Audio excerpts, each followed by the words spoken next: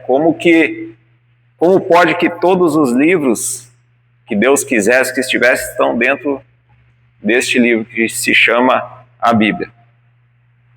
E eu quero que quem trouxe Bíblia, seja no celular ou a Bíblia normal, nós vamos estar começando esse ensinamento num texto, e nós vamos ler esse texto todo dia do ensino, para a gente ver o que Deus vai falar conosco através desse texto, que está lá em 2 Samuel, capítulo 23 e verso 2. 2 Samuel, é mais no início ali da Bíblia.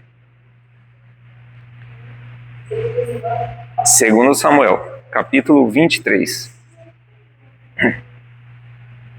Vou esperar todos acharem. A gente vai... Vocês vão ficar expert nessa parte aí. É para isso que o pastor quis que fizéssemos o estudo bíblico, para todos nós ficarmos afiados na palavra.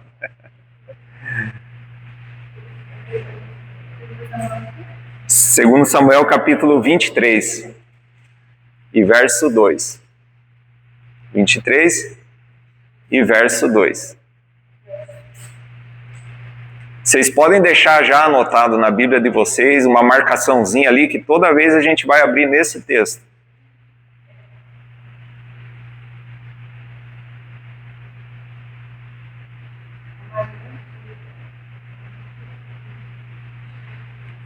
Eu vou pedir para a irmã aqui ler o verso 2, pode ser? Pode ler, fica à vontade. O Espírito do Senhor falou por mim, e a sua palavra está na minha boca. Isso. Repete de novo. O Espírito do Senhor falou por mim, e a sua palavra está na minha boca. Amém, pode se sentar. Deus tem falado comigo nesse texto, Deus apresentou para mim. Pois bem, vamos começar. Da onde surgiu o nome Bíblia? De onde surgiu? Alguém tem noção de onde saiu o nome Bíblia? Bíblia quer dizer, em grego, biblos. Eu vou sempre diretamente ao ponto e vamos cavar cada vez mais fundo para ver até onde a gente vai chegar nesse estudo. Até no final, cada um de vocês, eu vou mandar em PDF no celular, se vocês quiserem imprimir, esse estudo aqui. Vocês podem estar meditando em casa e lendo, que vai estar tudo aqui o que eu falar. A Bíblia, no original, se chama Biblos. Por que Biblos? Se chama Biblos uma cidade portuária do Egito, aonde surgiu este nome Bíblia, que significa livros ou livrinhos. Porque nessa cidade se produzia o papiro, que é uma planta onde eles extraíam este papel desta planta para escreverem livros. Está aí o nome Biblos, que surgiu lá no Egito, numa cidade portuária chamada Biblos. Justamente hoje nós usamos o nome Biblos ou Bíblia na nossa linguagem, que vem da linguagem grega. E de lá se extraía o papiro, que era trançado com uma trama assim, e se fazia uma folha como essa, mas toda trançadinha. Você não se via do outro lado assim, de tão fechadinha que era essa folha. E então eles começaram a escrever. Mas toda a escritura foi escrita assim? Não. As escrituras, elas têm historiadores que acharam escritas em pedras, escritas em barro, onde eles extraíam o barro da terra, argila, mais próprio a se falar na argila, e eles deixavam secar, esticavam essa argila, e também com um pedaço de madeira afiada, e começaram a escrever. Ali se originou a escrita no mundo. Se começou escrevendo assim, a leitura, a escrita, quando surgiu a escrita na terra, no ser humano, se surgiu assim. Era escrito no barro, na argila seca, e eles escreviam. E a maior parte da escritura foi escrita nessa forma, principalmente no Antigo Testamento. Foram encontrados vários artefatos desta espécie, pedaços.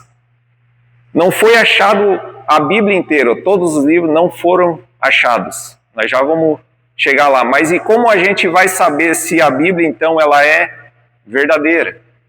Se a Bíblia, tudo o que contém aqui é verídico, se é verdadeiro. Porque os originais não existem. Não existem.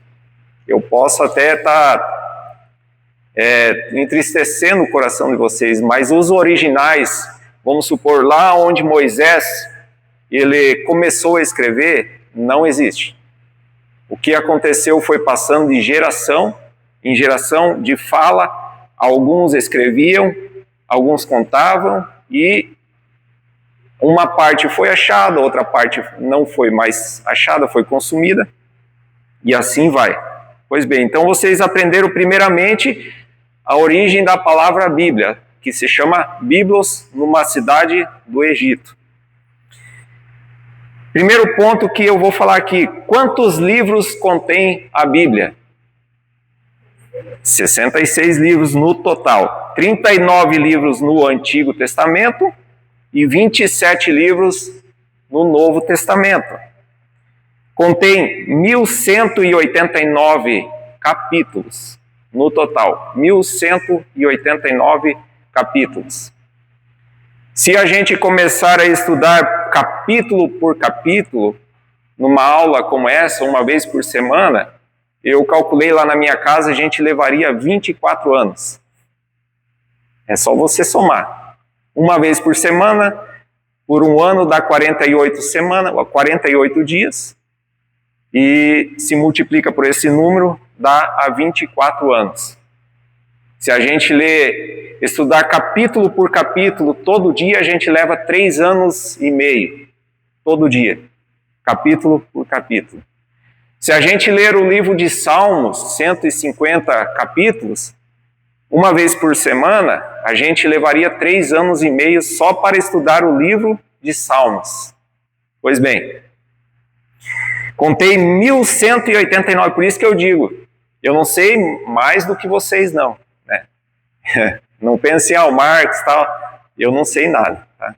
O que eu sei, eu vou passar para vocês. Contém 1189 capítulos, 31.102 versículos.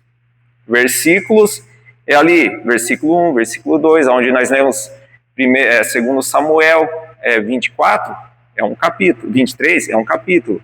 E o versículo é aquele número 2, onde lemos. Então a Bíblia toda tem 31.102 versículos. No Antigo Testamento tem 929 capítulos e 23.145 versículos. No Novo Testamento, 260 capítulos e 7.957 versículos. Mais ou menos entenderam. Depois eu vou passar em PDF para vocês lerem em casa, vocês podem estudar. Pois bem, qual que é o livro maior que está na Bíblia? A Bíblia é um conjunto de livros. Bíblia se chama um conjunto de livros. Então, qual que é o livro maior que tem na Bíblia? O livro de Salmos, que tem 150 capítulos. Mas não é capítulos, a gente fala capítulos, mas Salmos é números, não se fala capítulo para Salmo. Vamos supor, você vai ler ali na frente, o dia que você for abrir a Bíblia, eu vou abrir os Salmos capítulo 3, não é capítulo, Salmos de número 3. Contém o livro menor, é a Epístola de 2 João, é o livro menor que tem na Bíblia. Versículo maior.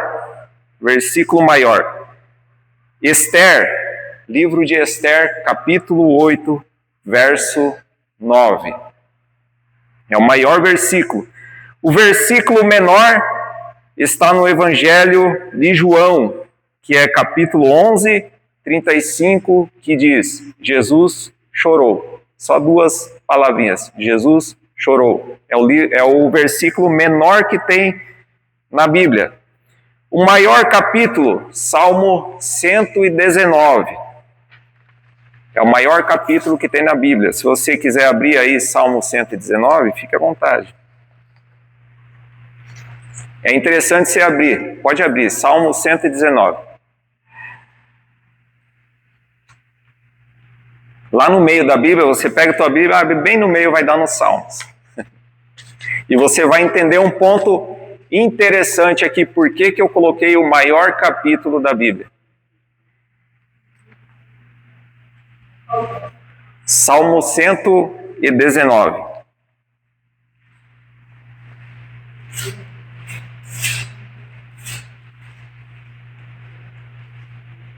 Acharam?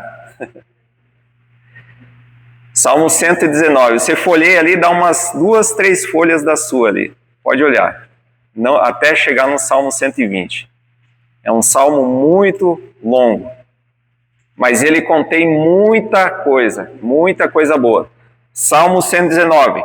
Agora segura aí. Menor capítulo. Salmo número 117. Volta aí. Você já vai entender.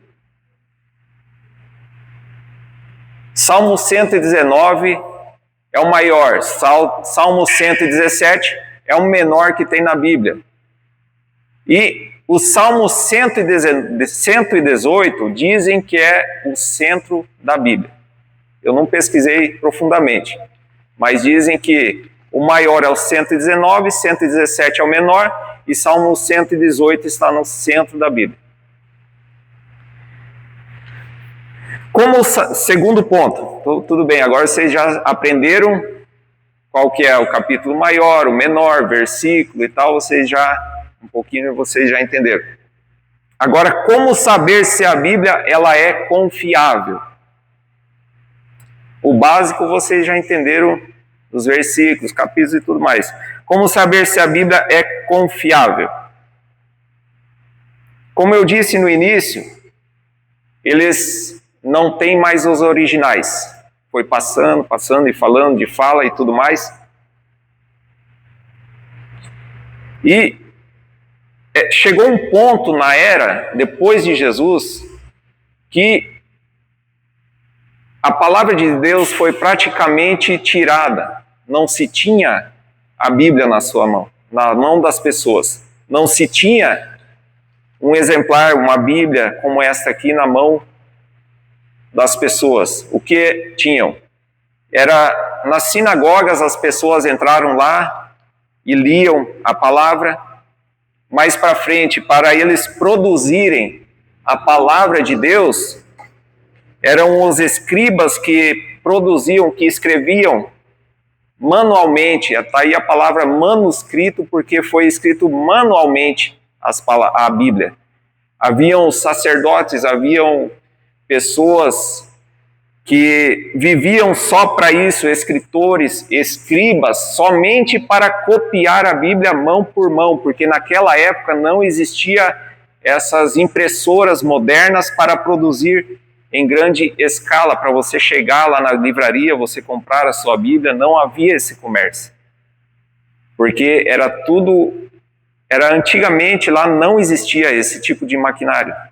Então, para se ter a Bíblia, se você quisesse ter uma Bíblia na sua mão, você teria que ir até um escriba e você contratar ele e ele começar de um exemplar, de um exemplo, de uma palavra e começar a copiar. Começava a copiar e sabe lá quando queria ficar pronto. E eles cobravam muito caro essa mão de obra. Mas eles viviam para isso, para eles copiarem versículo por versículo, capítulo por capítulo, minuciosamente. Muitos copiavam fielmente a palavra, com uma dedicação da palavra, para não se perder nenhuma palavra do que está escrito. Mas tinha muitos que escreviam de forma relaxada. E então começou a virar uma confusão de cópias da Bíblia. Você está entendendo? A situação que começou a virar isso. Mas a maioria dos historiadores dizem que esses escribas deixaram as suas palavras nos finais da Bíblia, a sua dedicação ali. Eles falaram de como eles fizeram. Muitos escreveram, aqui está uma mão cansada de tanto escrever, porque essa pessoa que vai adquirir esse livro que eu estou escrevendo vai estar na cova, mas a minha mão foi fiel à palavra do Senhor, para transmitir essa palavra verdadeira. Mas como então eles faziam para se chegar na veracidade da palavra? Como eles faziam para entender nos dias de hoje? E daí? É verdadeira a palavra que eles escreveram ou é falsa? É verdadeira ou é falsa? Todo mundo sabe que a Bíblia católica ela contém 7 livros a mais do que a nossa. Vocês já ouviram falar isso? Ela contém os livros apócrifos, que são livros a mais. Mas a nossa foi tirada esses 7 livros. Mas não era somente esses 7 livros. Para você ter ideia, havia mais de 100 evangelhos escritos. Mas somente 4 evangelhos que entraram no canon bíblico, dentro da Bíblia, que passou por uma peneira que é verídico e colocaram aqui.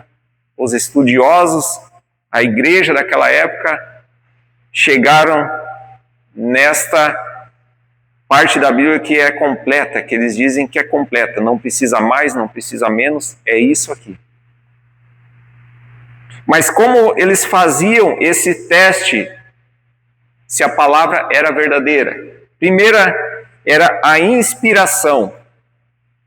Se o escritor que escreveu esses livros, por exemplo, em Samuel, em Salmos, Davi que escreveu muitos salmos, eles começaram a questionar: é inspirado esses salmos? É inspirado pelo Espírito Santo? É inspirado. Então, era colocado dentro da Bíblia. Os salmos, então, foi colocado. Mateus era inspirado pelo Espírito Santo? O livro de Mateus era inspirado? Então, era colocado. A Bíblia ela tem que ter inspiração do Espírito Santo, segundo Timóteo. Se você quiser abrir, pode abrir, mas se não conseguir, não tem problema. Mas eu vou estar lendo. Segundo Timóteo 3:16. Toda a Escritura é divinamente inspirada e proveitosa para ensinar, para redarguir, para corrigir, para instruir em justiça. Toda a Escritura é divinamente inspirada. Então a Bíblia mesmo está respondendo. A Bíblia ela é inspirada. Segundo teste era a autoria. O autor que escrevia. Esse autor, ele tinha ligação com o apostolado. Esse autor, ele tinha ligação com Jesus Cristo. Esse autor, ele tinha um círculo apostólico. Será que o que esse escritor ele fala é verdade?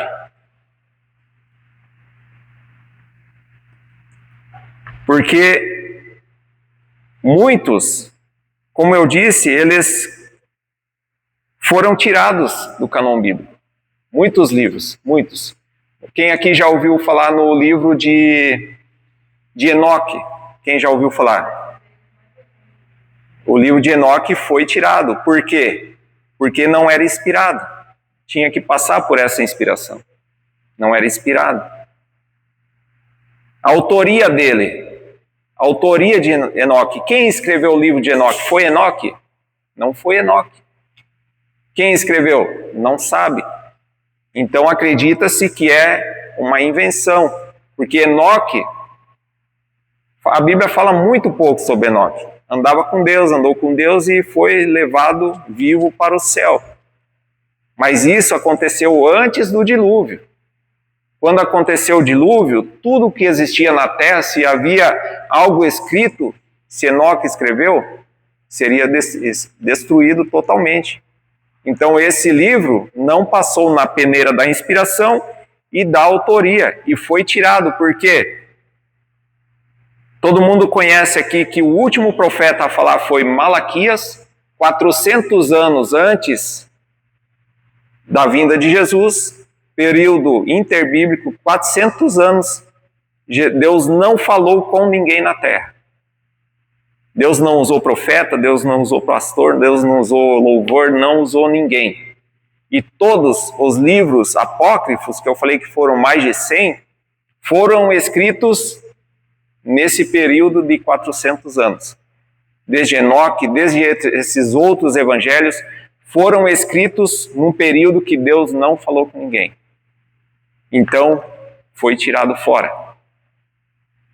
Então não pense assim que as pessoas que estavam escolhendo esses livros, eles eram muito estudiosos. Eles comiam, bebiam, voltavam a estudar. Comiam, bebiam, voltavam a estudar. Não faziam outra coisa. A serviço de quem? De Deus. Mas pouco se sabe sobre esses escribas, sobre essas pessoas que escreviam, que botavam os livros aqui. Porque, assim, eu penso para mim, não é a Bíblia, a palavra de Deus não é uma lambança. Eles não podiam acreditar em qualquer coisa que se falava para eles. Por exemplo, nesses 400 anos, muita fábula, muita mentira, muita conversa se existia na cabeça das pessoas. Se hoje nós que estamos na presença de Deus, estamos dentro da igreja, se a gente desviar um pouquinho nosso olhar, nós já damos conta para fábulas, nós damos conta para conversas que não provêm de Deus. E o que aconteceu em 400 anos? Aconteceu os livros apócrifos.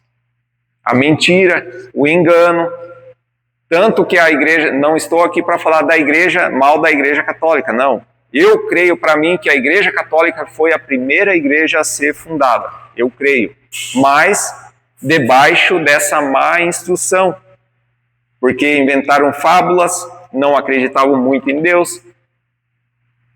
Um pastor daquela época, eu vou falar aqui o pastor, mas era um sacerdote ou alguém, só tinha uma Bíblia, só tinha um exemplar na mão. O resto do povo não tinha. Então esse povo tinha que acreditar o que esse pastor falava. Mas hoje você tem a Bíblia na sua mão. Por isso que nós estamos fazendo esse estudo, porque você tem um livre acesso na Bíblia. Chegou um momento daquele tempo que o povo começou a ter curiosidade na palavra de Deus e começou a perguntar para os donos da Bíblia. Vou colocar donos, mas os pastores daquela época. E daí a gente quer saber a verdade. Eles queriam esconder. Eles não queriam deixar aparecer a palavra de Deus. Eles não queriam deixar a verdade aparecer, porque o que mais valia era a palavra deles, o ego deles, para fazer o que eles bem entendessem, para manipular o povo. E agora você pergunta, por que a católica tem tanta coisa pagã? Porque eles foram ensinados maus desde o início. Eles não têm culpa. Aquele irmão que está lá na igreja católica cultuando lá na missa, eles não têm culpa. Por quê? Porque foram instruídos daquela maneira desde lá, depois da morte de Jesus. Ah, mas Pedro, não foi Pedro que fundou a igreja católica? Não, não foi Pedro. Não tem relato nenhum que foi Pedro. Não tem relato nenhum que foi nenhum apóstolo. Mas a igreja católica surgiu. E eles falam que foi Pedro, mas isso aí é assunto para outro dia. mas eles foram instruídos dessa maneira. Tanto que um dos primeiros papas, eu não sei em qual papa que está agora, passou acho que uns 40 papas, né? 23, né? Alguma coisa assim. Desde lá no início, um papa que pegou a palavra de Deus, ele quis esconder. Ele escondeu, não queria que os fiéis tivessem acesso à palavra de Deus, porque desmoronaria o que ele estava falando. Talvez financeiramente, ele manipulava financeiramente, talvez de outra maneira, do jeito que ele queria, porque ele tinha o poder na mão. Você hoje tem o poder na mão. A Bíblia, o primeiro livro que foi copiado quando surgiu a impressão em larga escala foi a Bíblia. Por quê? Porque Deus quisesse que nós teríamos em nossa mão. Chegou um momento que, se hoje existe gente que não conhece a palavra de Deus, imagine lá naquela época como que era, a bagunça que era. Então hoje nós temos que arrumar essa bagunça lá de trás. Mas é difícil você pregar para alguém, né? É muito difícil você pregar para um católico, você falar que aquilo ali não é verdade, você explicar de uma maneira verídica. Você tem que entender o passado para tentar chegar numa oportunidade para falar com essa pessoa, porque eles foram instruídos de maneira errada. Terceira medida: se as palavras falavam sobre Jesus, se um livro que eles apresentavam não falava de Jesus, era tirado de fora. Se era público, se era lido em sinagogas, se eram lidos esses livros em sinagogas. A maioria dos livros aqui eram lidos em sinagogas. Tem versículos aqui que eu separei, eu vou falar rapidão aqui, mas que comprovam que eram lidos em sinagogas. Jesus, ele foi no templo, ele abriu Isaías 61 e começou a ler. Então, aquele livro de Isaías estava na sinagoga, então é merecedor de estar aqui. Vamos lá, outra parte. Como surgiram os livros apócrifos, eu já falei, né, no período interbíblico, né, a mentira estava à tona porque Deus se calou até a vinda de Jesus, quando Jesus pisou na terra. Eu falo vinda, mas agora nós estamos esperando a volta dele, né? Quem escreveu a Bíblia? No total de 40 escritores ao longo de 1.600 anos. Ao longo de 1.600 anos, 40 escritores escreveram a Bíblia, a palavra de Deus, desde de Gênesis a Apocalipse, 40. Era de um lugar eles? Não, eram de diversas partes do mundo. Pessoas que tinham seus interesses próprios, tinham seus trabalhos, começaram a escrever, ser usados por Deus e acabaram falando de Deus. Talvez muitos sem saber o porquê que eles estavam falando de Deus, mas acabaram falando de Deus. Todos eles se juntaram num propósito, esses 40, falando de Deus, e caiu aqui dentro. Por isso que nós lemos lá em 2 Samuel 23, o Espírito do Senhor falou por mim.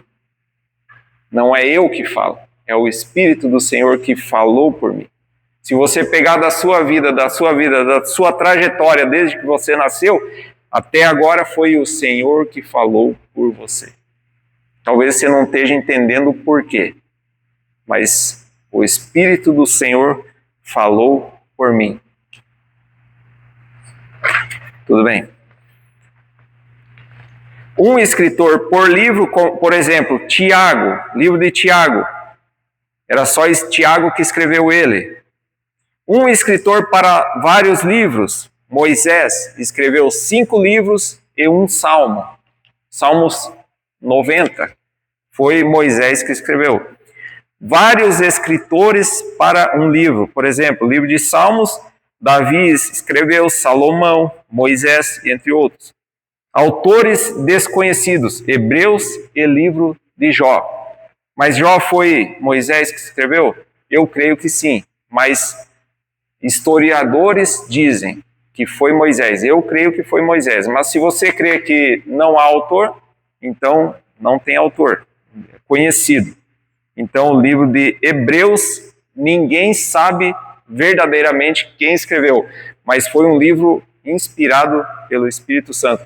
Tanto que foi Hebreus, Tiago e mais 2 outros livros que foram colocados por último aqui. Mas quase não passaram pela peneira, mas estão aqui. O livro de Jó é o mais antigo livro da Bíblia.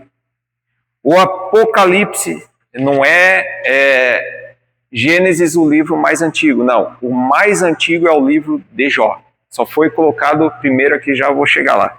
Apocalipse é o livro mais novo escrito. O último a ser colocado, não. Ele é o último livro a ser escrito por João.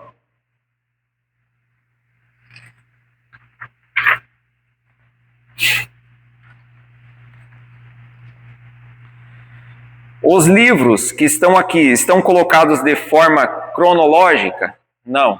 Estão colocados de forma temática. Se você começar a ler a Bíblia, se você começar lendo desde o início, você vai perceber que você vai ter que voltar lá em outro livro, você vai ter que ir lá para tentar chegar na onde você quiser, no período em que foi escrevido, você vai ter que... Parecidos, você vai ter que buscar lá, vamos supor, lá no Novo Testamento para encaixar aqui. Então ele não foi escrito de forma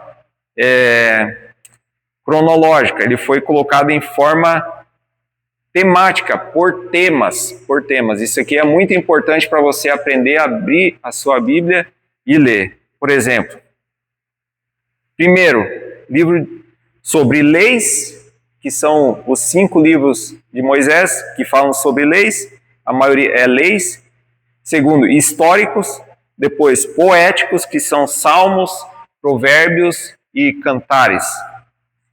Profetas maiores e profetas menores. No Novo Testamento, 4 evangelhos que estão colocados juntos. Históricos, somente o livro de Atos no Novo Testamento, que é histórico, que fala sobre os feitos dos apóstolos, o que eles fizeram. Então, é um livro histórico, conta a história deles, o que eles fizeram. Epístolas individuais e epístolas universais.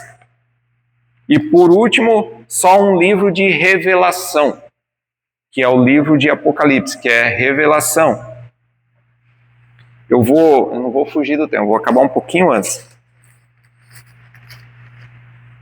Eu vou mostrar aqui na minha Bíblia. Se você for ler bem, eu separei aqui, 5 livros aqui. Primeiro, livro de leis. História. Começa de Josué até Esther. Fala sobre história. Se vocês quiserem, eu mando uma foto para vocês. Poéticos. Jó é poesia, Salmos, poesia, Provérbios, poesia, Eclesiastes, poesia e Cantares, são 5 livros. Eu falei 3, mas me equivoquei. Então, são 5 livros que falam sobre poesia. Mas eles também, falam de outras coisas, mas eles foram escritos de forma poética. Profetas maiores, não que eles são maiores em altura, mas assim, eles foram maiores pelos seus livros que tem mais artigo neles, Então, profetas maiores, Isaías, Jeremias, Lamentações, Ezequiel e Daniel são os profetas maiores. Profetas menores, Oséias, Joel, Amós, Obadias, Jonas, Miqueias, Naum, Abacuque, Sofonias, Ageu, Zacarias e Malaquias. Você está vendo como é que é fácil você falar? Profeta maior você já vai decorar. Então, Isaías, eu vou lá na Bíblia, está em tal parte, está do lado de Jeremias, do lado de Lamentações, do lado de Ezequiel, do lado de Daniel, são profetas maiores. Você pode notar pelo nome deles, são mais falados, Então, os profetas mais falados estão colocados todos juntos. E os profetas menores, você escutar um livro lá do Antigo Testamento, eu não conheço muito bem, você já sabe que é um profeta menor, então tá para frente dos profetas maiores, você já vai lá mais para frente, você já vai achar eles, né? E no Novo Testamento, os evangelhos, quando fala Marcos, Mateus, Marcos, Lucas e João, todos os evangelhos estão juntos, né? Livro de Atos, sozinho lá, que é um livro histórico. Epístola individual, que é 1 Coríntios, Romanos e ali vai, que foram cartas escritas para um local só. Elas não foram escritas para a população em geral, nem para nós não foi escrita, vamos supor, em Coríntios, essa carta foi escrita para Coríntios, entendeu? A Romanos, foi escrito para a Roma, em Romanos. Então, uma carta escrita para aquele local, para o problema daquele local. Eu posso usar aqui? Com certeza. A gente pode se espelhar nos problemas deles e o que Paulo escreveu para eles a gente trazer para nós. Então, essa é a epístola individual. Epístola universal, Tiago, 1 Pedro, 2 Pedro, 1 João, 2 João, 3 João e Judas. Foram escritas para quem? Para o todo. Se você ler, você vai notar que eles não citam nomes de cidades e tudo mais, né? E, por último, Revelação, o Apocalipse. Quem está entendendo aí? Diga amém. Não. É o outro, tinha 2 Judas, né? O outro já tinha se jogado no precipício lá. Não, e caiu, né? Eu acho que caiu, né? Foi se enforcar, né? Como é que é? 2 Judas. Era o nome deles, né? Isso. Havia outro. O Judas que traiu ao Judas Iscariote. Os 2 andavam com Jesus. Esse Judas. Também. A gente estava falando, o Isaac ali, a gente estava falando, vimos um sobrenome lá, Mohamed, né? Lá, a maioria dos muçulmanos é Mohamed, é como um Souza, um da Silva, né? E tal, é um sobrenome mais popular. Então, talvez, igual a irmã falou, esse nome Judas, talvez, né, tinha mais popularidade. Mas assim, Judas, lá em, se eu não me engano, Evangelho de João, ele diz assim, o Judas aquele que traiu Jesus, ele estava dizendo daquele ali, né? Ele não estava apontando para o outro Judas, né? Que não tinha nada a ver. O Judas, aquele que traiu Jesus. Né?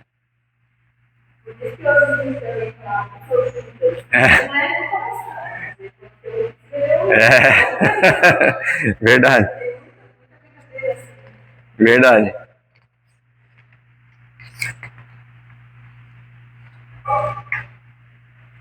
Então eu falei, como eram feitas as impressões? Os livros foram escritos à mão, em monastérios usavam um livro só chamado de exemplar, tinham só uma cópia, só um livro para fazer várias, copiadas à mão por monges.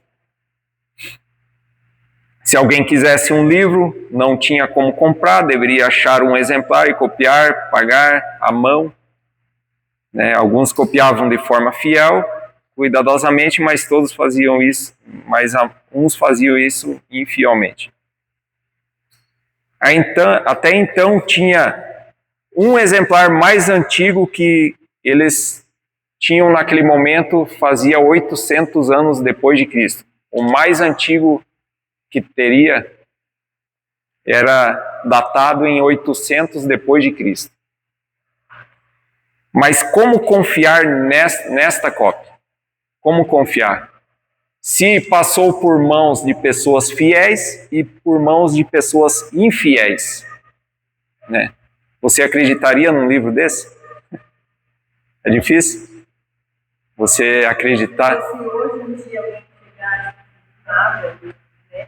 Nos tempos de hoje, eu não acreditaria. Sim. Sim. Tanto que os 10 mandamentos de Deus para Moisés nas tábuas, isso. ele nas tábuas do nosso coração, né? Então, Sim. não tem como duvidar. A gente sente ali que veio daquilo lá, né? Veio daquilo ali. Mas assim, as tábuas da lei foi escrita há 4.000 anos atrás. E ele só tinha um livro de 800 anos, né? Que passou por mão de fiéis e infiéis. Então, eu vou animar vocês, que é a verdadeira Bíblia. Eles acharam, um pastor foi lá em Jerusalém, do lado do Mar Morto, entrou dentro de uma caverna, foi lá procurar algo, o que ele encontra? 900 cópias da palavra de Deus, dos tempos de Jesus. 900 cópias. Somente o livro de Esther não estava lá. Aí o que eles fizeram? Estava escrito originalmente em grego, em hebraico, foram traduzir, bateu em mais de 99% do que os escribas estavam escrevendo. Os fiéis, os infiéis, Deus preservou a palavra dele em meio a tanta bagunça, até um achar lá os originais mais próximos dos dias de Jesus. Que os essênios viviam lá e estudiosos, eles escreviam, eles copiavam, e essa pessoa achou escondido. Então, acabou a dúvida. A Bíblia, ela é verídica. O que contém na Bíblia, o que passou pela peneira, não se usa mais. Mas o que está na Bíblia é a palavra de Deus.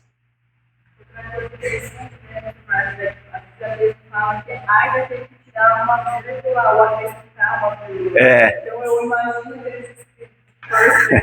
que eles o medo que eles tinham de errar. Colocar algo que não era para colocar e Deus não vive. Sim, com certeza. O relato dele, os testemunhos que eles falavam, que tem guardado ainda os testemunhos dessas pessoas, eles relatavam isso aí. Eles tinham medo, eles copiavam. Eles colocavam o exemplar aqui, vamos supor, a Bíblia que eles tinham na mão, eles colocavam aqui. Colocavam a outra do lado aqui, no papel deles, seja papiro ou da forma deles.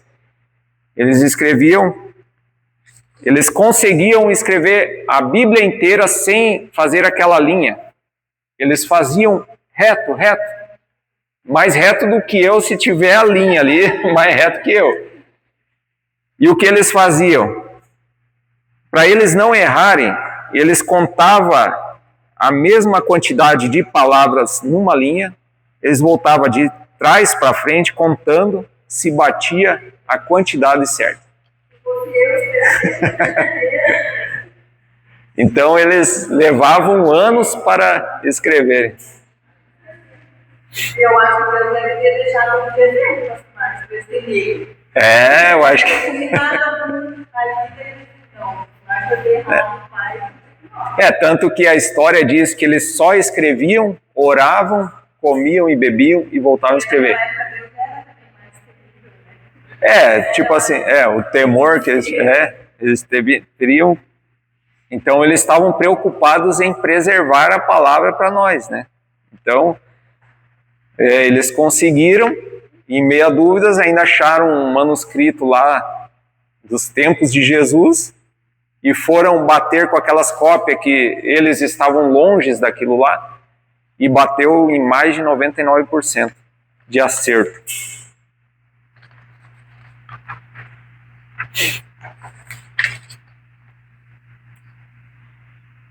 Então, até o ano de 1455, se escrevia a Bíblia na mão. Até o ano de 1455.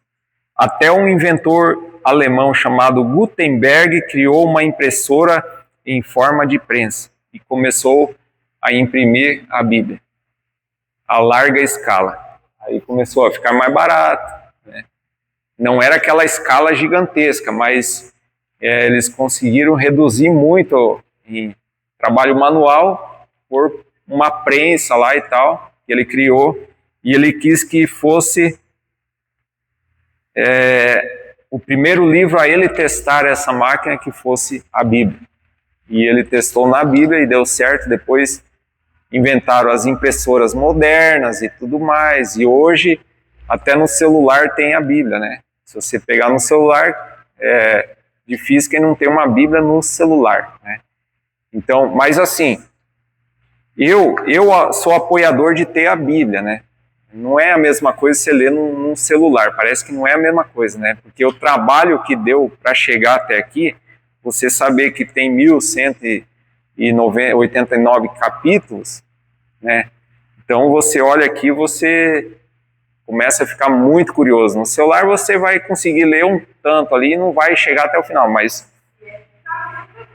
e se é que tá lendo.